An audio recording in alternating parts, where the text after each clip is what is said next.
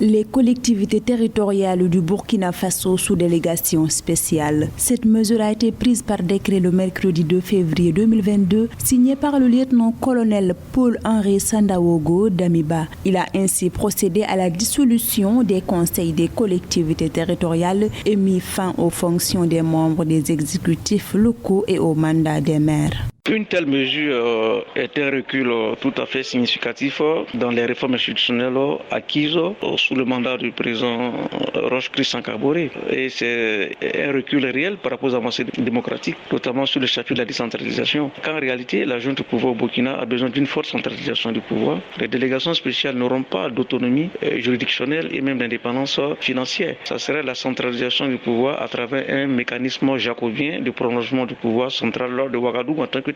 Le président du mouvement patriotique pour la sauvegarde et la restauration a rencontré la classe politique burkinabé ce 1er février 2022 afin d'expliquer les raisons du putsch, mais surtout pour solliciter le soutien de la classe politique. S'exprimant devant les médias locaux, certains partis politiques ont promis de répondre favorablement à l'appel du chef de l'État par rapport à la nécessaire refondation au Burkina Faso.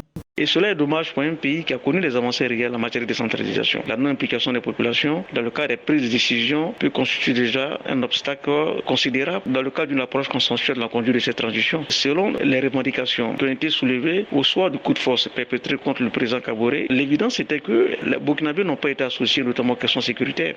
Depuis le 24 février 2022, après le coup d'État de la junte militaire au Burkina Faso, un couvre-feu a été instauré dans le pays. Cependant, il a été levé ce mercredi 2 février, selon un communiqué du chef de l'État, le lieutenant-colonel Paul-Henri Sandaogo.